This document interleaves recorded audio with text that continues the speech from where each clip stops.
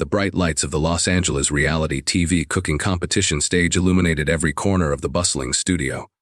Cameras rolled, and the buzz of anticipation filled the air as the audience chattered excitedly. The show was one of the biggest culinary contests on television, featuring celebrity judges, including the fiery Gordon Ramsay, known for his sharp tongue and impeccable palate. Contestants ranged from professional chefs to daring amateurs, all eager to prove themselves in this intense kitchen battleground. Among the contestants was Becca, a bubbly young influencer known more for her social media antics than her cooking skills. But this time, she had a secret up her sleeve, a surprise entry she insisted would shake things up. When the producers finally announced the wildcard contestant, the crowd leaned in curiously. Out stepped Elliot Walker, a quiet, unassuming man of 78 years. His gray hair was neatly combed, and he wore old-fashioned suspenders over a simple button-down shirt. A worn leather bag hung from his shoulder, looking as if it had traveled decades alongside him. His face was gentle but reserved, a soft smile barely touching his lips. The audience didn't know what to make of him. Some whispered to each other, others chuckled quietly. The camera caught a few smirks and sideways glances. Was this an elaborate prank? The producers, sensing the comedy gold, played along, encouraging the crowd's light-hearted laughter. One of the judges rolled his eyes, clearly unimpressed by the unexpected entrant, who looked out of place among the flashy young chefs wielding state of the art kitchen gadgets. When the host announced that Elliot would be asked to cook a single dish, a ripple of disbelief spread through the crowd. "What can an old man possibly make?" someone muttered. The pressure on Elliot was palpable, but he didn't flinch.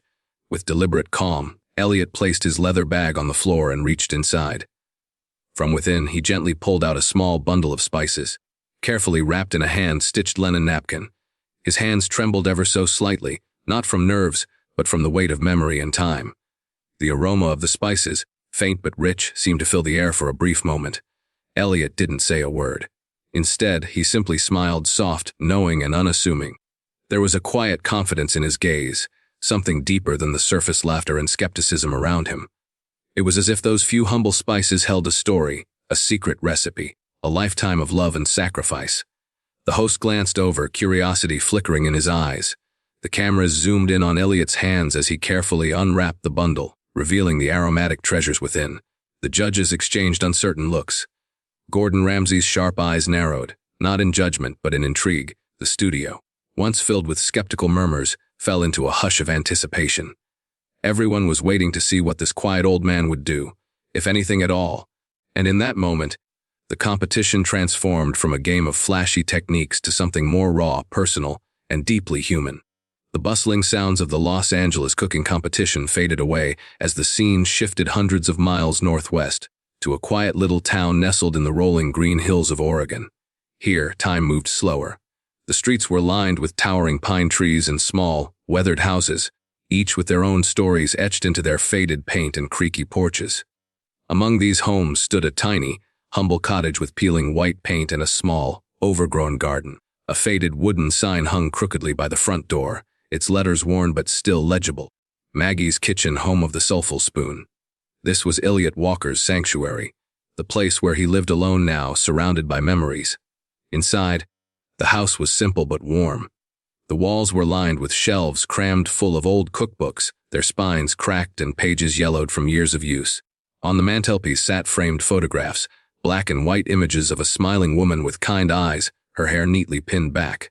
This was Margaret, Elliot's late wife, in the heart of the diner they once owned together. Elliot moved slowly through the rooms, his footsteps soft on the worn wooden floors. His hands, aged but steady, ran gently over a well-thumbed recipe book resting on the kitchen counter. It was Margaret's handwriting inside, the elegant loops and swirls of the recipes they created side by side.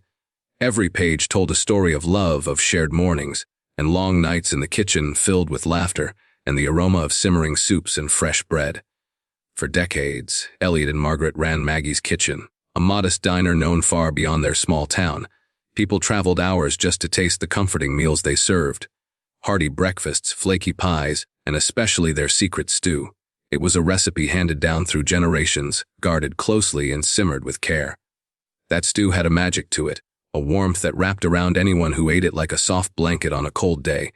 But life, as it often does, changed quietly and painfully. A decade ago, Margaret passed away after a long illness. The heart of the diner grew still. Elliot closed the doors of Maggie's kitchen, locking away not just a business but a piece of his soul. After that, he never cooked for anyone again. His days became slow and solitary. Mornings began with feeding the birds outside his kitchen window, blue jays, sparrows, and the occasional robin who had come to recognize his gentle voice. He'd scatter crumbs on the porch, watching the feathers flutter and listening to the soft rustle of wings. Music filled his home. Vinyl jazz records spun softly on an old turntable, the scratchy notes of saxophones and pianos carrying memories of dances with Margaret and evenings spent dreaming of the future.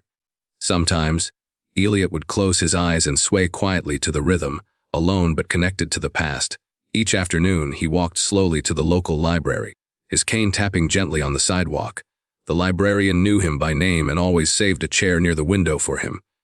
There, surrounded by stacks of books, Elliot found comfort in stories, history, and the occasional cookbook that sparked a flicker of the old passion he had put away. Though the world around him moved on, Elliot's heart remained tethered to those quieter days with Margaret and the warmth of Maggie's kitchen. His life was a peaceful, measured rhythm of solitude, memory, and small rituals, until a surprise invitation stirred something deep inside him, something he hadn't felt in years. Becca Matthews was the kind of young woman who loved stirring the pot, both in the kitchen and in life. At 24, she was a local social media influencer in their small Oregon town, known for her energetic cooking videos and playful pranks. Her followers loved her charm, but few really knew her soft spot for the quiet man next door, Elliot Walker. Elliot was 78, a gentle soul who kept mostly to himself.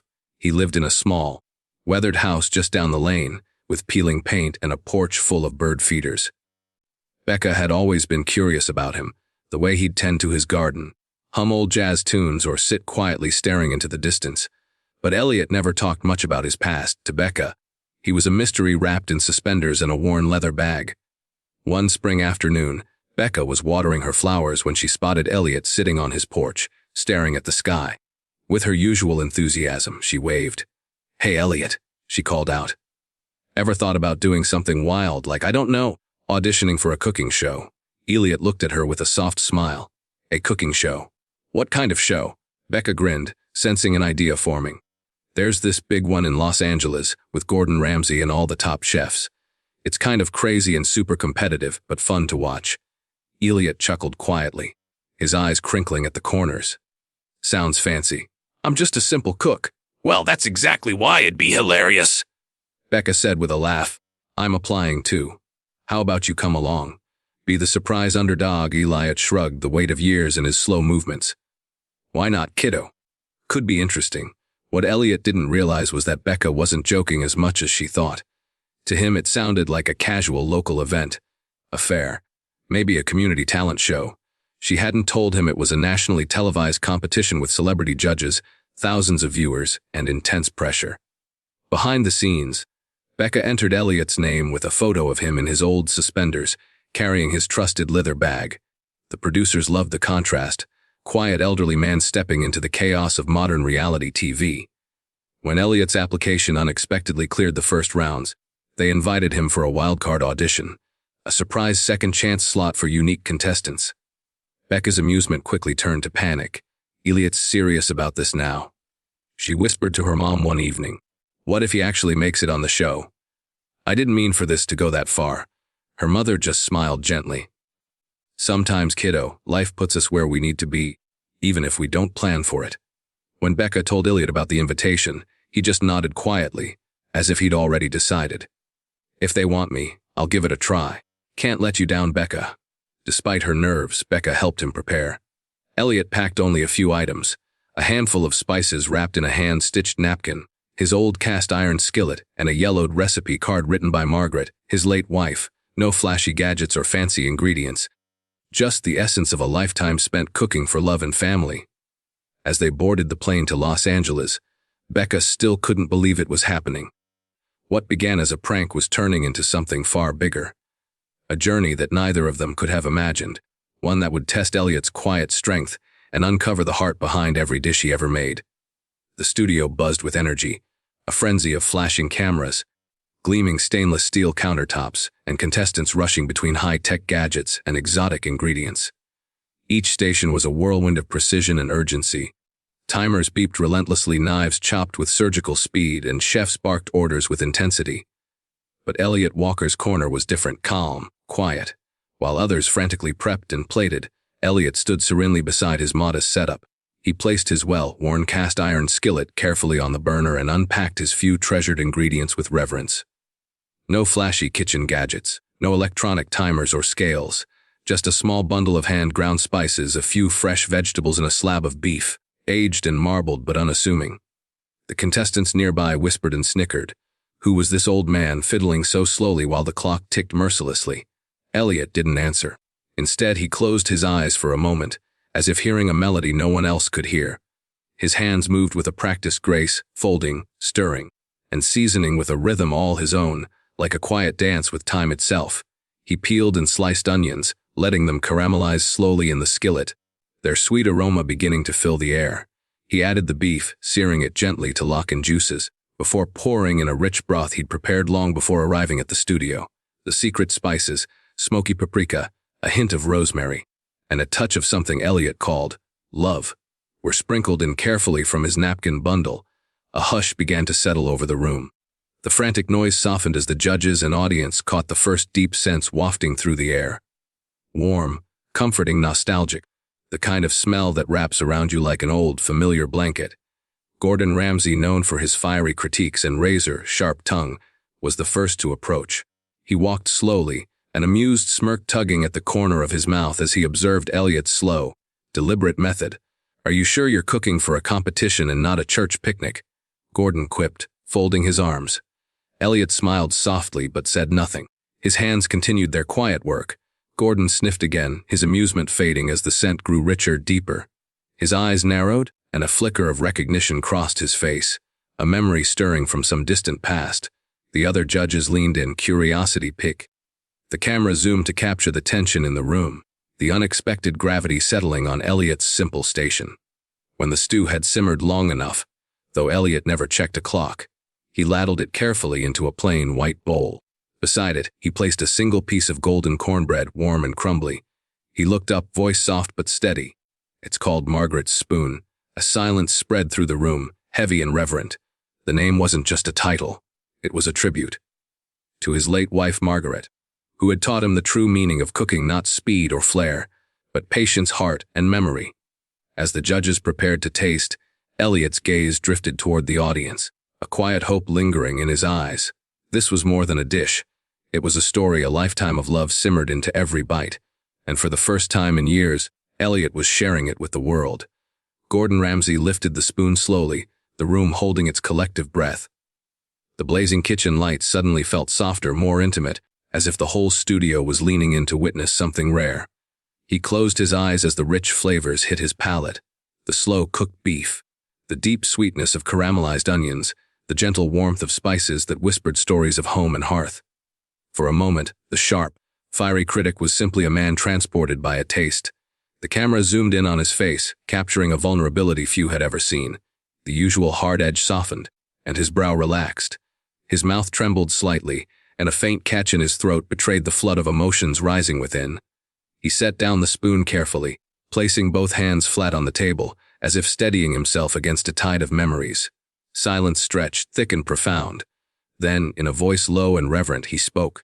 This tastes like Sunday afternoons. Like my mother's stew back in Scotland." The judges exchanged glances, some astonished, some moved. One judge discreetly wiped tears from her eyes, overwhelmed by the simple power of a dish that told a story deeper than words. Elliot remained still, nodding quietly, his eyes glistening with the weight of a lifetime's love and loss. No triumph, no boast, just a humble acknowledgement of a moment shared. From the sidelines, Becca watched, frozen. The joke she thought she was playing had unraveled into something sacred and profound. The laughter and snickering had faded, replaced by respect and awe. Her prank had blossomed into a testament, not just to Elliot's cooking, but to the healing power of memory, love, and food. The moment Gordon Ramsay's eyes welled with tears spread like wildfire across the internet. Clips of the usually fiery chef softened into silence as he tasted Elliot's humble stew quickly went viral, stirring emotions around the world. Headlines flashed, "Gordon Ramsay silenced by 78-year-old home cook," and From joke to heart, Elliot's stew moves a legend to tears. Social media exploded with reactions. Thousands shared comments filled with nostalgia and longing. It tasted like home through the screen. I haven't cried over soup before. Food bloggers, chefs, and everyday viewers marveled at how a simple dish could touch the soul so deeply. The story became more than a cooking competition moment. It became a symbol of memory loss and the unexpected healing power of food. Elliot's phone started ringing constantly. Interview requests poured in, from local newspapers, major TV shows, podcasts, and even international food magazines. Yet, Elliot politely declined most invitations. He wasn't interested in fame or attention. To him, this was never about the spotlight. It was about remembering Margaret and sharing a piece of their life, one spoonful at a time. But letters began arriving at his modest home, tucked inside envelopes with delicate handwriting and heartfelt words. Widows wrote to tell him how the stew brought back memories of their late husbands. Veterans shared how the dish reminded them of the warmth of home during long deployments. Food lovers confessed how a simple bowl of stew had never tasted so much like love. Each letter was a connection, a quiet thread weaving Elliot's story into the hearts of strangers across the country. He read them slowly, letting the emotions wash over him. In these messages, Elliot found a new kind of comfort and purpose. One afternoon, Becca came by. The young influencer had been watching from a distance, her initial embarrassment now replaced with a deep, respectful admiration for Elliot. She entered the room hesitantly, guilt lingering in her eyes. "I'm sorry," she said softly. I just wanted a laugh. I didn't expect any of this." Elliot looked at her, the corners of his mouth turning up in a gentle smile. "Sometimes," he said, "we're pushed into the light by accident. You didn't know what you were starting, but maybe that's what it took." Her shoulders relaxed. They sat together, sharing stories and laughter, bridging generations. Becca realized that what started as a joke had become a gift, not just for Elliot, but for everyone touched by his cooking. In the weeks that followed, Elliot's story continued to inspire. Community kitchens, food drives, and even other cooking shows referenced his soulful stew. The message was clear. Food wasn't just sustenance, it was memory, love, and healing. Elliot remained quietly at home, continuing his simple routines, but with a renewed sense of connection to the world around him. His story had become a reminder that sometimes the most powerful moments come from the humblest places, and that even a joke can become a blessing. News of Elliot's stew and the emotional moment on the cooking show didn't just capture hearts. It sparked a movement.